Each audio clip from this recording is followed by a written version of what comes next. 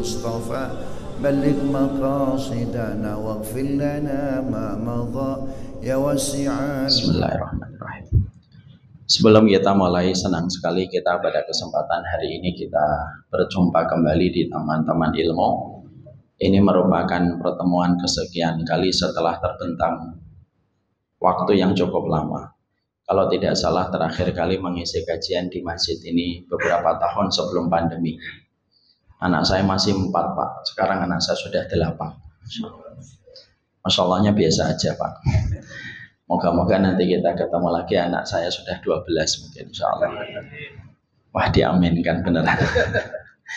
Mari kita mulai kajian kita, dan karena ini merupakan waktu yang sangat sensitif, jangan sampai kita salah mengambil doa, jangan sampai mengucapkan doa bismillahirrahmanirrahim amutu wa ahya, nanti takutnya tertidur lelap.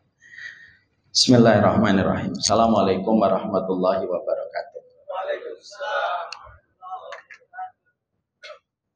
Innal hamdalillah wassalatu wassalamu ala Rasulillah wa ala alihi wa sahbihi wa man tabi'ahum bi ihsan ila yaumil qiyamah.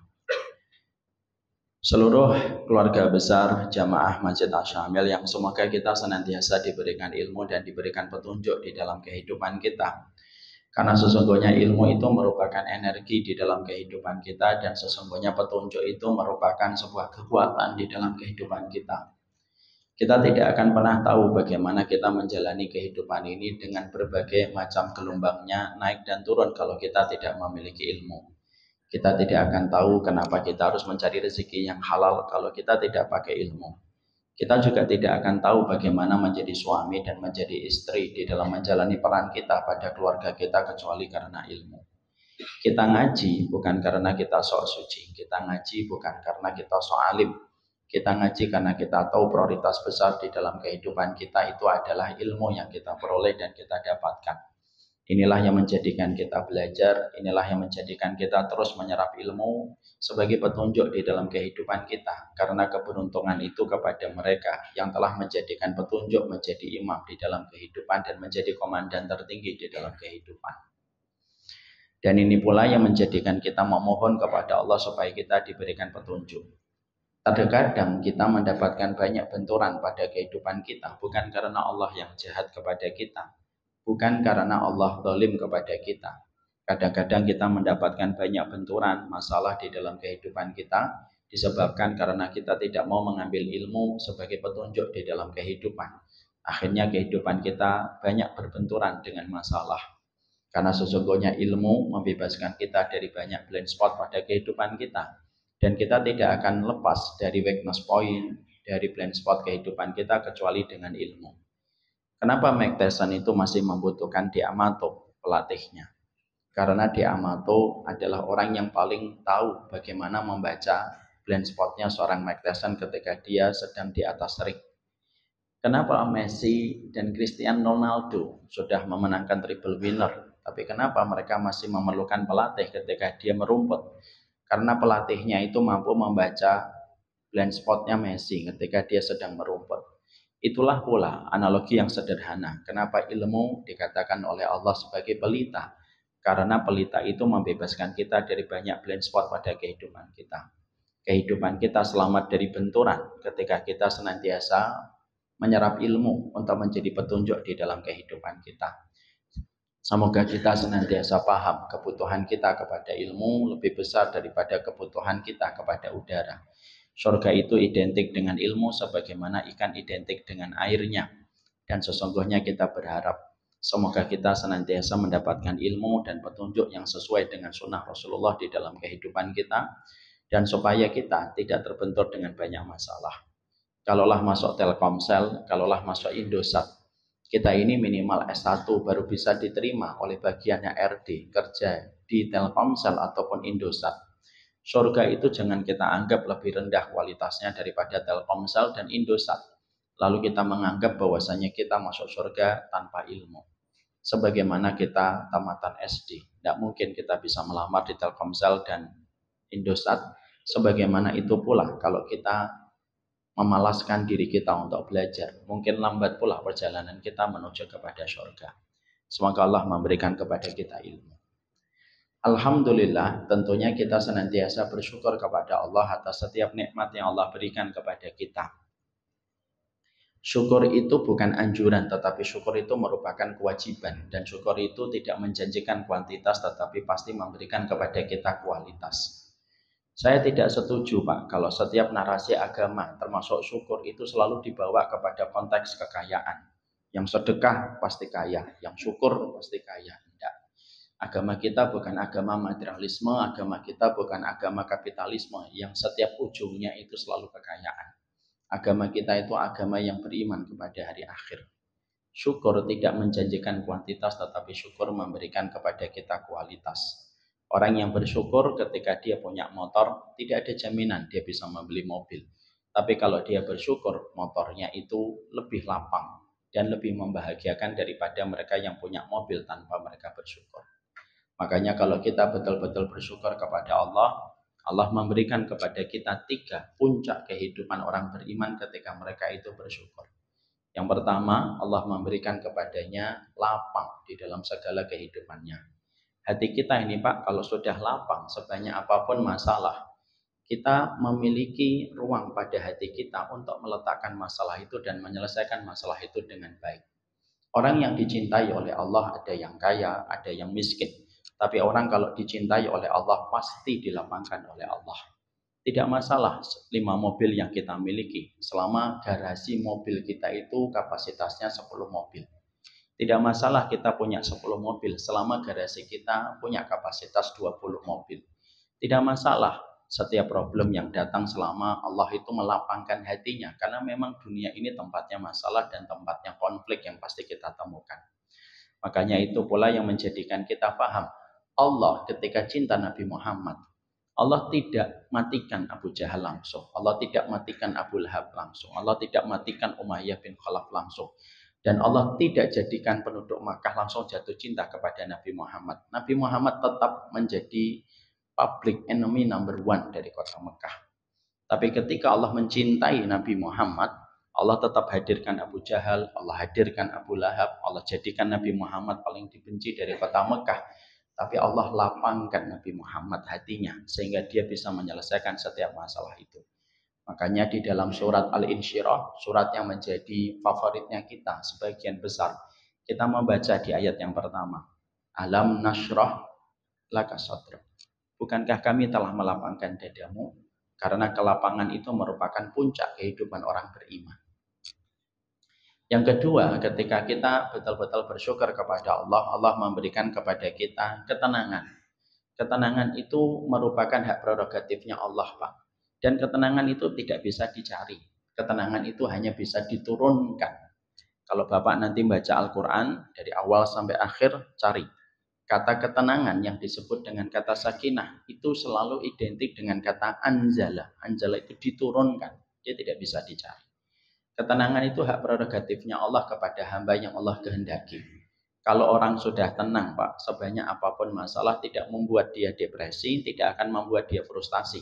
Dan tidak ada satupun yang bisa mengambil dan merenggut senyuman di hatinya. Orang mungkin menghujatnya, orang mungkin mencelaknya, tapi dia tetap tenang. Dan dia tidak ada nafsu, tidak ada emosi untuk membalas setiap orang itu ketika dia sudah diberikan ketenangan. Makanya Allah menyampaikan di dalam surat Al-Fatih ayat yang keempat, "Huwallazi anzala as-sakinata fi qulubil mu'minin liyazdadu imanan ma'a imanihim." Allah itu yang menurunkan ketenangan. Ini ketenangan itu tidak bisa didapatkan di atas muka bumi. Allah yang menurunkan ketenangan kepada setiap orang yang beriman supaya bertambah keimanan mereka di atas keimanan mereka. Dan kalau orang sudah tenang, Pak, maka dia bisa menyelesaikan setiap hal yang dia jumpai dan dia hadapi. Dosa bisa membuat orang puas, tapi dosa tidak akan pernah membuat orang itu tenang. Perselingkuhan bisa mendapatkan kepuasan, tapi pasti menghilangkan ketenangan. Berapa banyak laki-laki berselingkuh, hilang ketenangan walaupun dia mendapatkan kepuasan. Padahal ketenangan dan kepuasan itu tidak sebanding. Ketenangan itu jauh lebih tinggi daripada sekedar kepuasan. Makanya ketika seluruh pasukan, ada 100.000 pasukan mengepung kota Mekah yang disebut dengan perang koalisi atau perang Ahzab. Maka pada saat itu para sahabat takut. Para sahabat khawatir karena dikepung dengan pasukan koalisi dari berbagai macam kabilah. Tapi Allah menurunkan ketenangan. Dan kalau kita sudah tenang, maka setiap masalah itu kita bisa untuk menghadapinya. Dunia boleh berisik, tapi kalau orang sudah tenang, keberisikan itu tidak akan pernah menggelisahkan hidupnya dan tidak akan pernah mengecewakan hidupnya. Yang ketiga, kalau kita sudah bersyukur kepada Allah, pasti Allah memberikan kita keberkahan. Berkah itu apa? Berkah itu simpel. Kullu syai'in tuziduna fi ta'ah. Kata Ibnu Rajab, yang dinamakan berkah itu perkara apapun yang menambah ketaatan kita kepada Allah, itulah yang dinamakan berkah. Makanya kalaupun kita up and down dalam bisnis kita, down-nya dekat sama Allah, up-nya tambah syukur sama Allah. Punya suami mendekat sama Allah, punya istri mendekat sama Allah, punya anak bertobat dia kepada Allah atas kesalahannya, sehingga setiap perkara berkah itu apapun kita kembalikan kepada Allah. Dan itulah yang dinamakan berkah. Yang sakit belum tentu tidak berkah, Pak. Kadang-kadang sakit itu berkah. Karena sakit itu menjadi triggernya orang untuk bertobat kepada Allah.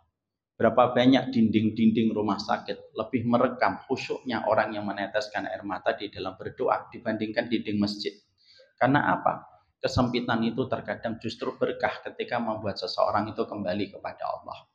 Makanya kalau kita berkah Bapak, sesungguhnya kalau kita berkah, maka Allah akan mendekatkan kita kepada harta yang mengawetkan dan menjauhkan kita dari harta yang merusak. Para ulama itu mengatakan, Syekh Mutawalli Asy'arawi hafizahullah ta'ala mengatakan, harta itu dua. Ada hartamu yang sifatnya merusak, ada harta yang sifatnya itu mengawetkan. Harta yang merusak itu apa? Kita dapat 100 juta, tapi kebutuhan 200 juta. Kita mendapatkan 500 juta, tapi pasangan kita berzina dan berselingkuh. Kita mendapatkan 2 miliar, tetapi anak kita tidak akrab dengan kita dan membenci kita. Setiap papahnya pulang, setiap abinya pulang, maka sang anak mengunci pintu kamarnya karena tidak mau bertemu dengan orang tuanya. Itu namanya harta yang merusak. Ada harta yang sifatnya mengawetkan, itu harta berkah. Terkadang kita cuma dapat 10 juta, kebutuhan kita 5 juta. Terkadang kita cuma dapat UMR, Pak. Tapi setiap kita pulang, motornya baru masuk garasi, anak-anak kita sudah menyambut kita. Ada yang mengambil tas, ada yang mengambil kunci motor.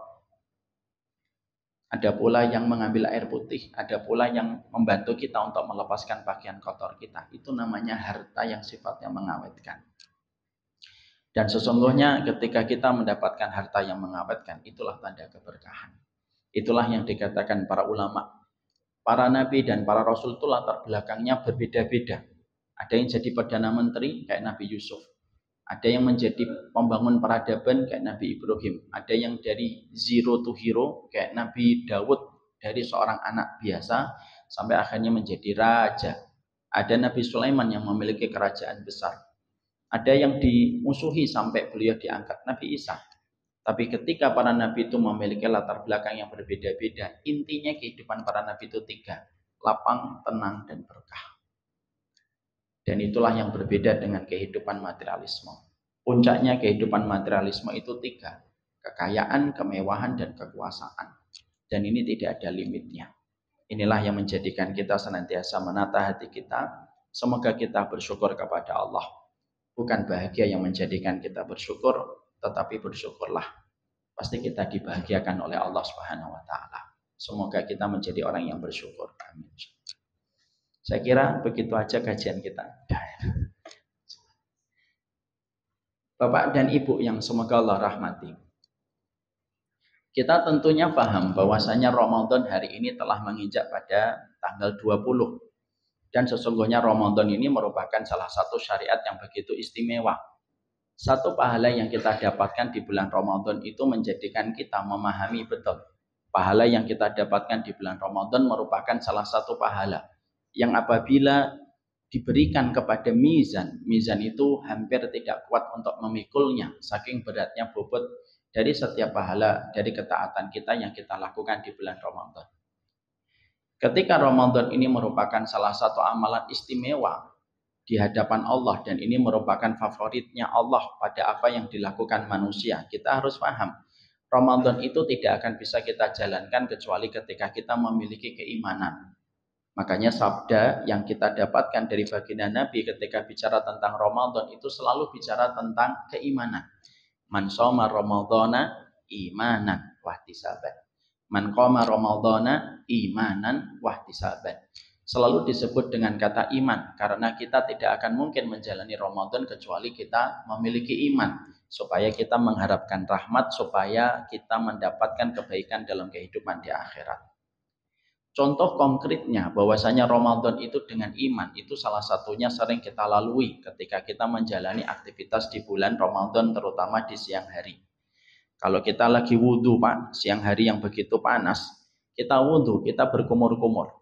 Ketika kita melakukan aktivitas berkumur-kumur, sebenarnya jarak antara air di dalam mulut kita dan tenggorokan kita hanyalah 1 cm sampai 2 cm. Dan ketika air itu di dalam mulut kita, tidak ada yang tahu dan tidak ada yang merasa. Kalaupun kita meminumnya, pun tidak ada orang yang tahu bahwasanya kita meminumnya. Dan ketika kita meminum 1 teguk, 2 teguk, tapi setelah itu kita pura-pura berkata, panas sekali ya Ramadan ini. Itu pun tidak ada orang yang tahu. Tapi kenapa kita tidak mau melakukan itu? Kenapa kita tidak mau berkumur-kumur 4 kali yang kita keluarkan 3 kali? Karena kita tahu betul bahwasanya kalau kita melakukan itu, Allah itu tahu walaupun seluruh manusia itu tidak mengetahui apa yang kita lakukan. Untuk menunjukkan sedekat itulah manusia ketika mereka melakukan puasa. Sampai jarak antara air di mulutnya dan tenggorokan ketika di terik hari yang begitu panas, hanya sejarak 1 cm pun dia tidak akan menariknya. Karena dia tahu kalau dia itu diawasi sama Allah. Itulah yang disebut dengan keimanan. Dan itulah yang menjadi latar belakang kenapa ibadah Ramadan menjadi ibadah yang sangat dicintai oleh Allah. Kita ketika menjalani Ramadan, kita bisa memiliki 1001 tempat untuk membatalkan Ramadan kita, Pak.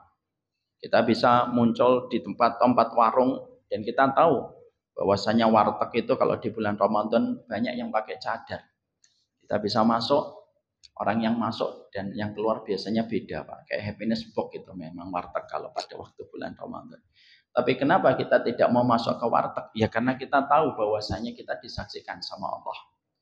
Itulah yang menjadikan kita paham bahwasanya Ramadan itu separuhnya itu adalah keimanan dan kita tidak mungkin melaksanakan Ramadan kecuali dengan keimanan yang kita berikan. Tapi setelah kita paham bahwasanya Ramadan itu separuhnya iman, kita harus paham Pak.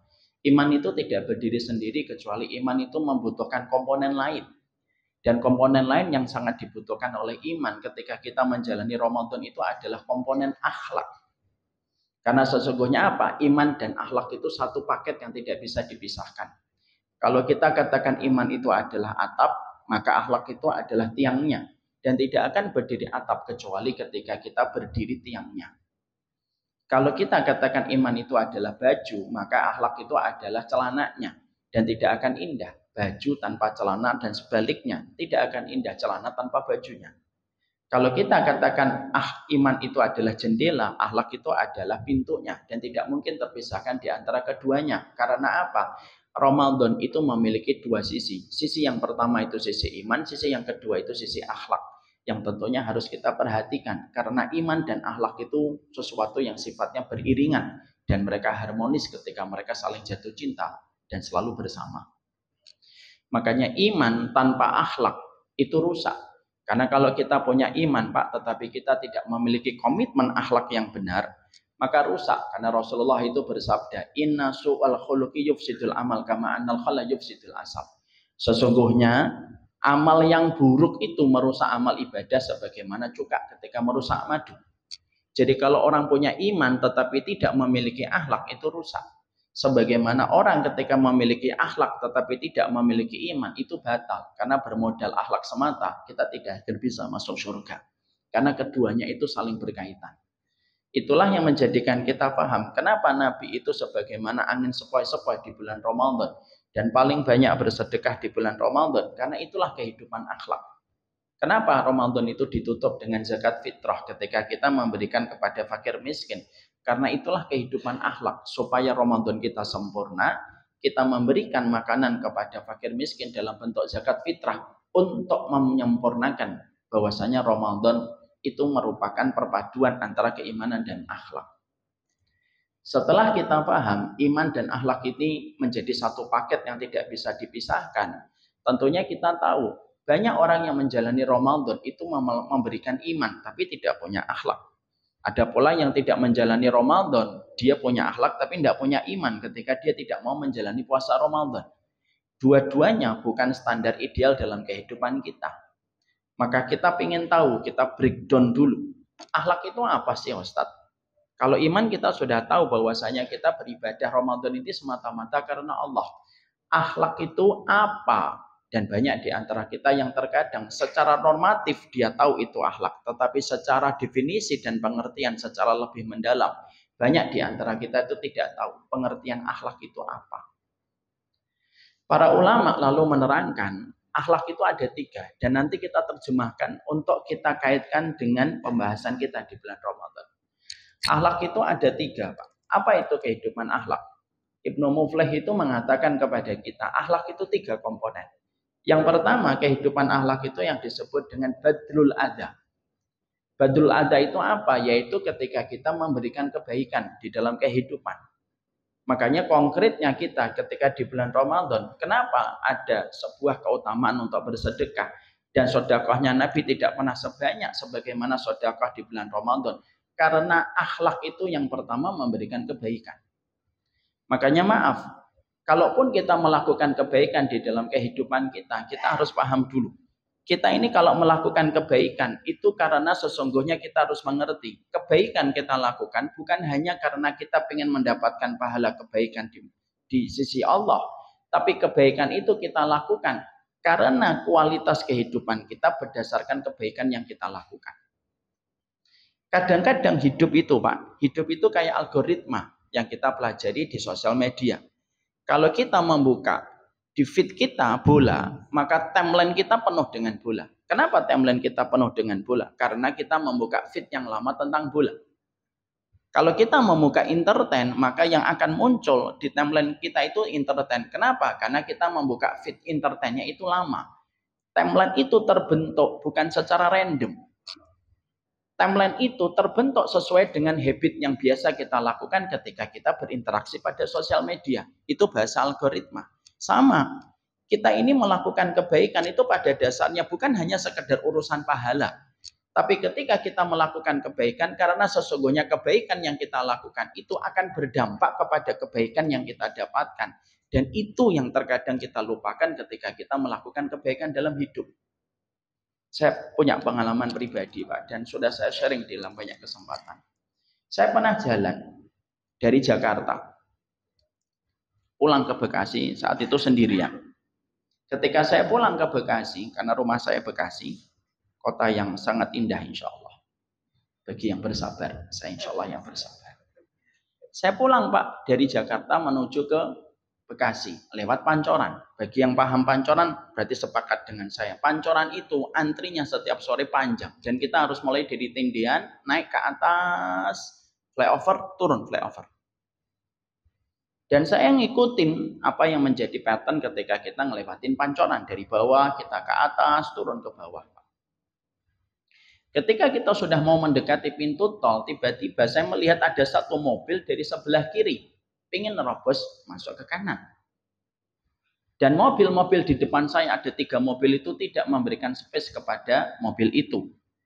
Setiap dia mau masuk, langsung mobil belakangnya itu nyundul supaya tidak masuk. Sebentar lagi giliran saya, Pak. Ini mobil akan sebentar lagi datang giliran saya. Maka pada saat itu ada 2 bisikan yang berputar-putar di kepala saya. Pertama, jangan kasih. Enak aja, nggak antri, nggak disiplin, nggak ngerti sekolah, nggak tahu aturan, dan lain sebagainya. Bapak pasti punya lebih banyak kosakatanya daripada saya. Kalau saya dikit, Pak, karena nggak terbiasa dengan itu. Bisikan saya yang kedua, Pak. Bisikan keduanya beda. Bisikan kedua itu kasih. Mungkin ini pertama kali dia beli mobil. Mungkin ini orang pertama kali ke Bekasi. Mungkin dia tidak tahu kalau antrinya harus dari sebelah kanan. Mungkin dia nggak paham atau mungkin dia lagi buru-buru karena sakit perut. Udzur itu namanya. Saya pada saat itu di antara 2 bisikan, Pak. Kira-kira saya memilih bisikan yang pertama atau kedua, Pak? Kedua. Kan kelihatan wajah saya ini. Saya memilih bisikan yang kedua, Pak.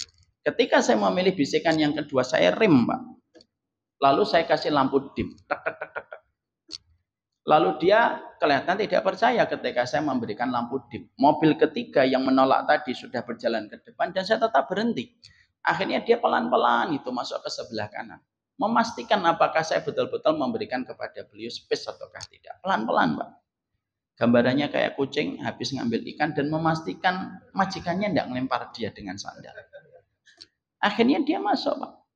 Dan ketika betul-betul mendapatkan space yang akhirnya sejajar dengan pintu tol, maka dia menyampaikan terima kasih dengan apresiasi klakson. Tin. Saya pun jawab, Pak, dengan klakson yang sama. Tin. Persis. Kejadian itu sudah saya lupa, Pak. Satu waktu saya jalan-jalan sama istri saya dan ingin memberikan quality time sama istri saya. Ini saya akan ngomong ke bapak-bapak. Pak, kalau istri bapak nutup pintu sudah mulai keras, naruh gelas sampai pecah, itu bukan karena dia durhaka sama bapak. Kalau istri lagi marah itu enggak usah diomongin qala Allahu ta'ala, enggak nyambung. Tapi terkadang kita lupa bahwasanya istri kita itu penat di rumah. Makanya betul kata Imam Ahmad bin Hanbal rahimahullahu ta'ala, istrimu itu tawananmu. Maka seringlah dia itu diberikan perlakuan yang istimewa, Pak. Dan ajaklah dia keluar, Pak, sebentar. Diajak beli bensin aja udah seneng banget. Dan gak usah dikaitkan dengan yang viral ya, Pak. Oplosan atau enggak usah, saya nggak ngerti. Yang ketawanya kencang, semoga diampuni dosa-dosanya. Ajalah keluar, Pak. Lah saya tahu betul istri saya anak 8. Saya ngomong, ayo kita keluar yuk sebentar. Saya ajak ke Jakarta Utara. Biar kakak-kakaknya yang jagain adik-adiknya. Saya ngomong yang besar-besar, Pak. Anak saya yang paling besar sudah 17 tahun. Kak, jagain adik-adiknya. Iya. Sebentar kan, Bi? Sebentar. Saya pergi sama istri saya. Saya ajak ke Jakarta Utara. Jadi itu namanya love language, Pak. Do you understand what I thought? Bapak harus paham, love language itu penting, Pak. Nabi saja perang ngajak istri, Pak. Bapak beli bensin tidak ngajak istri itu gimana sih, Pak? Istri itu diajak ke perempatan beli cilok sama es coklat, udah seneng mereka itu. Itu bahasa love language-nya mereka. Dan itu yang paling murah, Pak. Yang paling mahal itu gift, Pak. Nah, itu yang paling mahal. Saya ngajak istri saya keluar ke Jakarta Utara, makan. Sudah makan, Pak? Karena saya bukan terbiasa di Jakarta Utara dan daerah Jakarta Utara itu bukan daerah jajahan saya. Maka saya mengandalkan Waze, tidak sama tim, tidak sama driver. Saya jalan berdua saja supaya memaksimalkan quality time. Berdua saya mengandalkan Waze, ada salah satu tempat yang kita makan di situ, selesai, Pak. Qadarullah saya lupa kalau itu pulangnya sudah sore dan jam kantor sudah terjadi. Karena saya tidak ngerti tentang Jakarta Utara. Karena kan ya wajah saya, wajah Jakarta Selatan, Pak, bukan Jakarta Utara. Bercanda, nanti dipotong-potong. Maka akhirnya saya itu mengandalkan Waze. Ternyata di Waze itu ada namanya satu pola tol yang ternyata persis kayak Pancoran. Mungkin yang bapak-bapak Jakarta Utara paham maksud saya. Dan saya lupa nama tolnya. Dan ternyata saya itu melewati jalur kiri. Dan ketika saya melewati jalur kiri, waduh, ternyata sudah kelewatan awal dari antrian itu. Dan kalau saya harus muter balik, U-turn, Pak, nambah 40 menit. Di Waze-nya itu nambah 40 menit dan merah. Karena jam kantor, pulang. Saya ngomong sama istri saya, ini harus ngeblong ini ke sebelah kanan. Kalau kita U-turn nambah 40 menit. Istri saya bilang, enggak, Bi, jangan, Bi, jangan. Udahlah kita mentak belas kasihan orang. Jangan, Bi, malu. Istri saya ditutup wajahnya. Padahal saya bilang, ngapain kamu tutup wajahmu? Kan kamu pakai cadar, nggak kelihatan. Istri saya pakai cadar. Maka akhirnya, mau nggak mau, akhirnya saya bilang, enggak, kita harus ngeblok. Saya menggunakan hak prerogatif saya sebagai seorang suami, Pak. Itulah seorang suami, Pak, kayak gitu. Pas itu aja. Maka saya akhirnya pengen untuk minta belas kasihan itu ke sebelah kanan. 1 mobil enggak ngasih, 2 mobil enggak ngasih, 3 mobil enggak ngasih, 4 mobil enggak ngasih, 5 mobil enggak ngasih, Pak. Yang terakhir ngasih saya klakson kenceng, Pak. Tin gitu. Menyatakan dia tidak suka dengan apa yang saya perbuat. Ya saya maklum. Saya enggak marah, Pak. Pertama saya sabar, yang kedua, ya karena saya tahu saya yang salah. Ketika saya mau hopeless gitu, ya udahlah, saya ngomong sama istri saya, kita U-turn aja, walaupun nambah sampai 40 menit. Ketika mau muter, tiba-tiba ada mobil warna putih, Avanza. Ada yang punya Avanza warna putih? Ada Avanza warna putih, Pak. Yang tiba-tiba ngasih lampu dim ke saya. Tek, tek, tek, tek, tek, gitu. Loh, saya itu enggak percaya, lampu dim. Loh, saya itu memastikan, ini benar nggak dia ngasih lampu dim ke saya? Dan saya lihat mobil yang klakson saya sudah berjalan ke depan dan dia nggak bergerak. Oh, berarti ngasih saya space. Akhirnya saya masuk pelan-pelan, Pak. Masuk ke sebelah kanan. Dan ketika betul-betul saya sudah di row-nya, di jalannya itu, jalurnya itu, akhirnya saya itu, ya Allah, alhamdulillah nyimpen 40 menit, Pak. Akhirnya saya terima kasih sama beliau, saya pakai klakson. Din gitu. Loh, dijawabnya itu persis, Pak, sebagaimana dulu saya jawab di Pancoran. Din gitu. Persis kejadiannya. Ketika itu terjadi, saya langsung mengatakan sama istri saya, ada 2 ayat yang pengen saya bacakan sama kamu. Alhamdulillah saya hafal Al-Quran. Saya bacakan 2 ayat yang berkaitan tentang itu. Mungkin kalau Bapak yang mengalami kejadian, akan Bapak bacakan Quran, tapi surat Al-Ikhlas. Dan itu tidak ada korelasinya. Saya langsung bacakan, ini ada 2 ayat yang kamu harus pegang. Dan menjadi pelajaran untuk saya dan kamu. Apa itu, Bi? Pertama surat Al-Isra ayat yang ke-7, yang kedua surat Ar-Rahman 60. Surat Al-Isra ayat yang ke-7 apa? In ahsantum li anfusikum wa in asatum falaha. Kalau kamu berbuat baik, kamu sedang berbuat baik untuk dirimu sendiri. Wa in asatum, kalau kamu berbuat jahat, perbuatan jahat itu juga kamu akan temuin sendiri kok. Surat Ar-Rahman 60 apa? Hal jazaul ihsan illal ihsan. Tidak ada balasan kebaikan itu kecuali kebaikan. Dan mafhumul mukhalafahnya tidak ada balasan keburukan kamu kecuali juga keburukan kamu. Disitulah kita akhirnya paham, Pak, bahwasanya ternyata kebaikan itu merupakan bangunan akhlak. Dan sesungguhnya ketika kita berbuat baik, kita ini paham. Agama ini tuh menyuruh kita berbuat baik. Makanya kalau kita sesama muslim itu tidak bisa menggembirakan, setidaknya kita jangan berbuat jahat kepada mereka. Karena agama ini tuh menyuruh kita berbuat baik. Kenapa kita disuruh ngomong yang baik kalau tidak bisa ngomong yang baik diam? Supaya tidak nyakitin orang. Supaya kamu itu baik sama orang, apalagi sama muslim. Kenapa kita di dalam agama kita, Pak? Kita kalau masak daging diperintahkan untuk memperbanyak kuahnya. Fa'aksir maraqah. Kalau kita masak daging itu diperbanyak kuahnya. Kenapa kita kalau masak daging diperbanyak kuahnya? Supaya tetangga kita itu kita bisa berikan kebaikan ketika mereka tidak tersakiti hanya mencium baunya doang, tapi tidak mencicipi makanan yang kita masak. Makanya Bapak kalau masak daging atau masak masakan diperbanyak kuah, berbagi sama tetangga, tapi jangan kuahnya doang. Ini apa, Mas? Kuah, Pak. Habis masak apa? Mie rebus. Lah, minyak mana? Minyak untuk untuk saya. Kata Rasulullah kuah. Enggak gitu. Ini supaya kita ini berbuat kebaikan. Kenapa kita ini di dalam kehidupan kita ini kalau mengetok pintu kepada orang lain itu dibuat aturan 3 kali. 1 kali. Assalamualaikum warahmatullahi wabarakatuh. 2 kali, 3 kali. Kenapa 3 kali, Pak? Supaya kamu itu tahu batasannya 3 kali. Supaya sahibul bait itu punya hak. Dia bisa menolak tamu dan dia bisa untuk menerima tamu. Kenapa kok dibuat takarannya sampai 3? Kenapa Islam tidak ngeloskan saja? Kalau kita diloskan, Pak, kita nyakitin pemilik rumah ketika kita ketok sampai setengah jam kita tidak keluar. Apakah kalian tuh tidak sadar sunnah itu menyuruh kita itu supaya kita tidak nyakitin orang? Sampai ketika kita berdiri, Pak. Kalau kita berdiri di depan pintu ketika kita ngetok pintu rumah, di dalam kitab Mawsu'atul Adab Al-Islamiyah Al-Murattabah Hurufil Hijaiyah itu dibahas. Kalau kita ngetok pintu akan bertamu sama orang, itu tidak boleh berdiri di depan pintu langsung. Kenapa? Nanti kalau dibuka pintunya langsung kelihatan dalamnya. Dan orang yang kelihatan di dalamnya itu, tidak semuanya orang itu nyaman dilihat dalam rumahnya. Karena sebagian orang itu menganggap bahwasanya rumah itu aurat bagi dirinya. Makanya kalau kita ngetok pintu diatur dalam sunnah. Serong ke kanan, serong ke kiri. Supaya ketika dibuka, kamu tidak langsung melihat dalam rumahnya.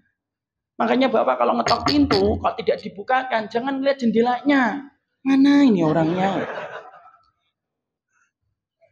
Itu supaya kita itu berbuat baik dan tidak nyakitin orang. Bapak tahu nggak kenapa kita itu Masya Allah? Bapak tahu kalau kita mau besok mulai Ramadan, misalkan hari Jumat yang lalu tanggal 1 Maret itu, kita Jumat saya ke Tanjung Kodok, ke Tanjung Priok, lalu ke Cakung, lalu saya ketemu Pak Nasruddin Umar sebagai Menteri Agama dan sebagai pemimpin ulil amri untuk kita. Saya ngomong, Pak, saya ngelihat itu Pak, hilal Pak, di Cakung Pak. Kesaksian satu orang itu sudah cukup. Oke, besok kita Ramadan. Ramadan itu cukup satu saksi Pak. Di dalam kitab Al-Bidayah wan Nihayah.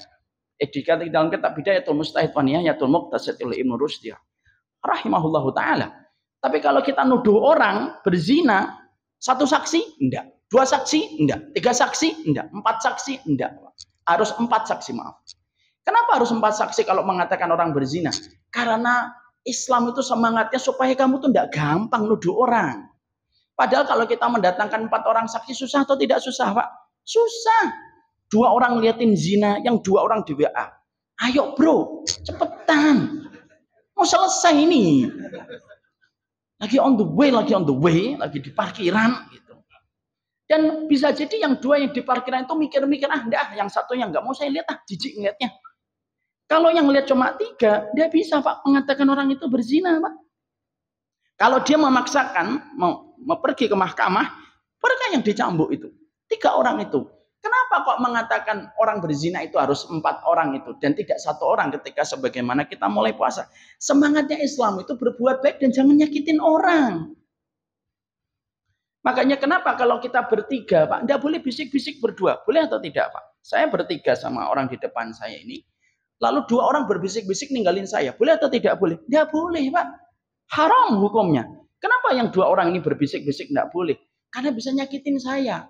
Walaupun yang mereka bisikkan itu tidak ada kaitannya dengan saya. Mungkin yang mereka bisikkan adalah mereka nyetor surat An-Naba. Tapi walaupun itu tidak berkaitan tentang saya, tetap tidak boleh. Kenapa? Supaya kamu tidak nyakitin orang. Makanya kehidupan akhlak itu kehidupan yang tidak terpisahkan dalam kehidupan sunnah.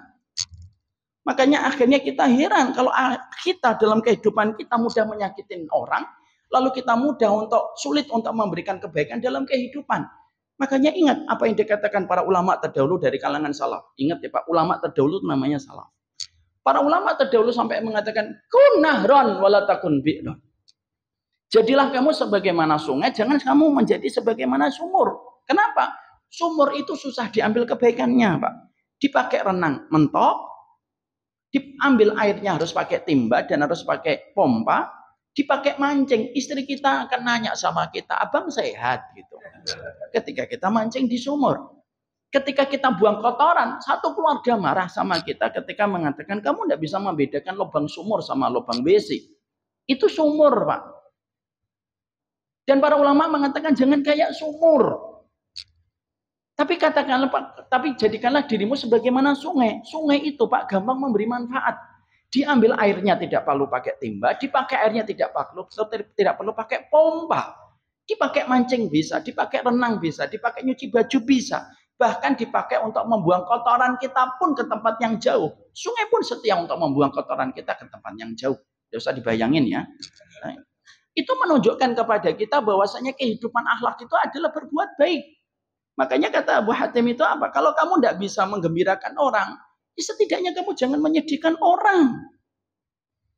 Makanya hari ini kita sedih kalau masalah fikih itu akhirnya menjadi sebab kita itu tidak bisa berbuat kebaikan sama orang, membenci orang sesama umatnya Rasulullah SAW, tidak mau untuk memberikan toleransi terhadap perbedaan yang terkadang kita jumpai. Fikih itu luas, yang sempit itu hati kita.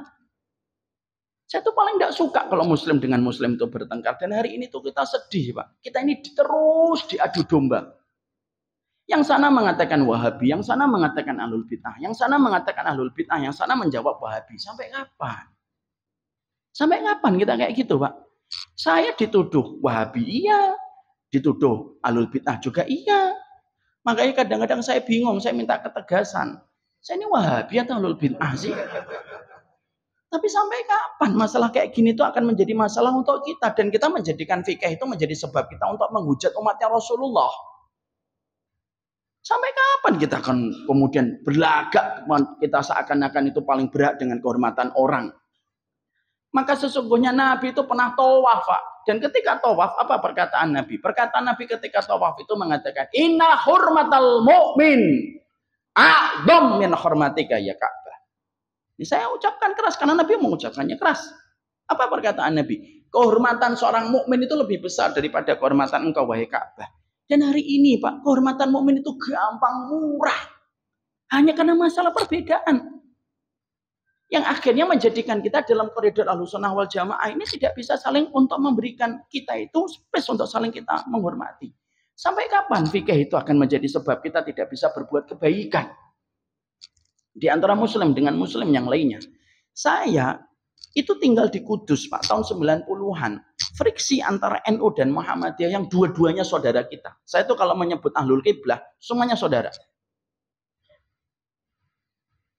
NU saudara saya, Muhammadiyah pun saudara saya sebagai umatnya Rasulullah SAW. Ada beberapa pendapat lemah yang mungkin diambil atau yang mungkin ditinggalkan.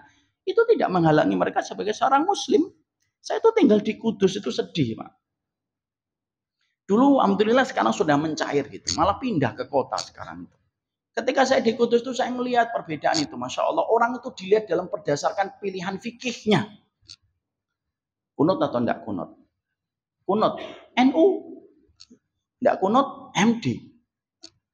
Bacanya bismillah keras atau tidak keras? Keras, NU. Tidak keras, MD. Lu sampai setiap dai kalau ngisi di masjid itu ditandai Pak dan ditunggu kalimat closingnya. Kalau dia menutup kajiannya dengan kata wallahul muwaffiq ila aqwamit thoriq, NU. Kalau dia nanti menutup dengan wallahu alam bisawab, MD. Ada temannya bapak ngisi di masjid diberitahu sama bapak, sini itu friksinya kuat. Kalimat closingmu nanti akan dipakai untuk menilai kamu di mana. Tenang, kata temannya bapak. Ngisi pengajian. Kalimat ikhtitamnya. Ya, begini ya, bapak dan ibu. Wallahul muwaffiq ila aqwamit thoriq, wallahu alam bisawab. Jamaahnya bingung nih NU atau Muhammadiyah. Sampai kapan Pak kita? Saya mengambil pendapat yang menurut saya paling kuat. Tapi saya belajar untuk menghormati. Banyak guru hari ini tuh ngomong teori tentang ukhuwah. Tapi tidak bisa memberi teladan. Kita ini butuh orang yang bisa memberi teladan. Bukan hanya ngasih teori. Kita ini kalau sholat saja. Kita nggak nanya. Kamu ini belajar di mana? Enggak. Kalau kita sholat itu selalu imamnya mengatakan apa? Sawwala takhtalifu fatakhtalifa qulubakum. Lurus dan rapat. Jangan berselisih. Karena berselisihnya kalian di dalam sholat itu menyebabkan perselisihan kalian. Hati kalian di luar sholat. Seindah itu Nabi ngasih tahu kepada kita Pak. Lalu kita menikmati permusuhan gitu. Makanya kadang-kadang kalau kita ngelihat YouTube, kadang-kadang kita lihat bertikai terus Pak. Dan setiap ada konten yang mengajak permusuhan itu selalu ramai engagementnya. Dan kita itu lupa orang yang membuat konten itu tidak semuanya sayang untuk kita. Orang yang membuat konten itu kadang-kadang hanya mendapatkan exposure, engagement, dan supaya mereka mendapatkan AdSense. Lalu mereka tidak memikirkan akibat yang terjadi kepada umatnya Nabi. Makanya kadang-kadang kalau saya ngeliatin itu, ngeliatin YouTube atau ngeliatin sosial media, ngelihat pertikaian, terus ini keturunan ini yang jalur Wahabi, ini jalur Ahlul Bid'ah, ya Allah gitu. Sedih saya. Pengen saya banting handphone, tapi kan saya ingat harganya berapa ketika beli, jadi mikir lagi. Lalu sampai kapan kita itu akhirnya melakukan perbuatan itu? Inilah perbuatan baik. Makanya kalau ada orang di bulan Ramadan masih suka mencela orang, ada orang ngomong ke saya, kalau ada orang di bulan Ramadan masih suka mencela, katanya setan itu dibelenggu. Berarti dia setannya. Kata Ibnu Hajar, kalau ada orang di bulan Ramadan kok masih melakukan tindakan-tindakan dosa besar, berarti fix dan confirm dialah setannya. Karena setan itu dari kalangan jin dan manusia. Dan itulah yang menjadikan kita memahami betul. Kita ini bagaimana dalam kehidupan akhlak itu saling berbuat baik. Kalau kita tidak bisa menyenangkan, ya kita tidak untuk menyedihkan di dalam kehidupannya. Dan itulah perkara yang terkadang kita temukan di dalam perjalanan kehidupan kita. Banyak orang yang terkadang bisa menyebutkan banyak hal, tapi belum tentu dia bisa memberikan kebaikan. Makanya sampai kita di bulan Ramadan itu jangan sampai kita sombong, jangan sampai kita merasa tinggi. Dengan ilmu yang kita miliki salah satunya. Supaya kita paham. Ramadan itu pelajaran iman. Tapi juga pelajaran akhlak. Dan itu yang terkadang sering kita lupakan. Ya, ini yang pertama Pak. Ini masih panjang sebenarnya. Tapi sudah jam 1:10. Dan saya diwanti-wanti tadi jam 1:10 sudah selesai. Sudah banyak yang berangkat menuju kantor, Pak. Dan saya orangnya sensitif sekali. Ya. Mari kita akhiri kajian kita nomor 2, nomor 3. Kapan-kapan lah kita akan membahasnya. Kalau lah nanti Allah mempertemukan kita kembali insya Allah. Tapi disitulah kita paham ya Pak. Iman tanpa akhlak itu rusak. Akhlak tanpa iman batal. Orang tidak bisa mengatakan, kamu tidak puasa? Enggak. Yang penting saya mah simpel, saya nggak mau menyakitin orang. Saya agnostik. Alah, bilang aja kamu malas puasa, sok bilang agnostik. Mungkin kalau ditanya agnostik juga nggak akan paham agnostik itu apa. Kalau kita punya akhlak, tidak punya iman, tidak bisa masuk surga, Pak. Karena kehidupan akhirat itu visanya itu visa keimanan. Capnya akhlak. Itu 2 hal yang berkaitan.